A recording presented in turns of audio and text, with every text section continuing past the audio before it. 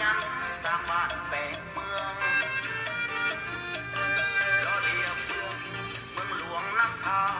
บ่อแก้วนั้นนาเล่นท่องเที่ยวงามลายหนทางสะดวกไปเที่ยวสบายเสื่อมต่อคิดไปเมืองใหญ่ทางภาคเหนืองามล้นเหลือเมืองอุดมใสต้นไม้ใหญ่ภูเขาสวยงามมีธรรมใหญ่สำเนื้อหัวพันทางที่มันผู้นำข้าวก็ผู้ศาสตร์ลาว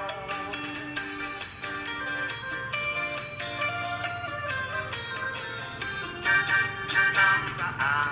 อากาศสดใสมีให้ใหญ่ให้เราบุญเจืองต้นแปลงใหญ่เขียวสดเหลืองเหลืองนี่คือเมืองเสียงกวางบ้านเฮาลงจากเขาเข้าสู่เมืองหลวงภาษาทั้งปวงว่ามรดกโลกเอาหนุ่มคำเนียมสะเงียมเชียงโอผู้เฒ่าผู้โบก็เว้าหมดปากหวาน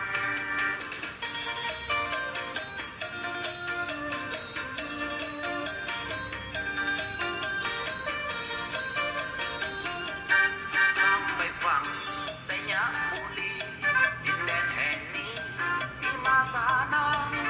ลองนำฟ้องสู่แขวงยังจันทน์ถึงนครหลวงลาวันสวรรค์บ้านเฮาขึ้นรถเมล์โดยสารสายใต้กายบ้านไห้ถึงเมืองปากสันกุหลาบแห่งนั้น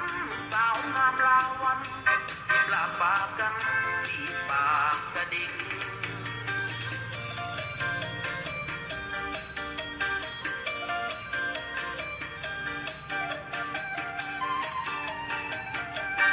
ผู้ท่าแขก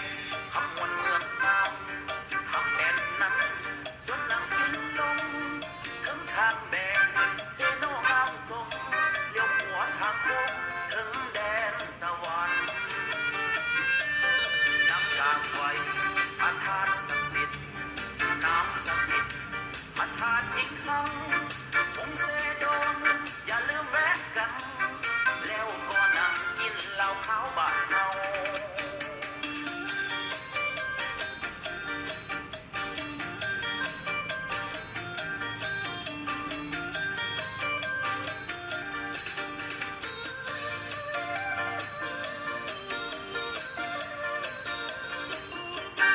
สา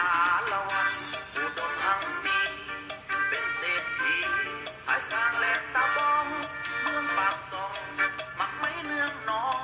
นกผู้แล้วต้องเข้าสู่ปากเสเมืองภูเขาสูงงามตั้งดง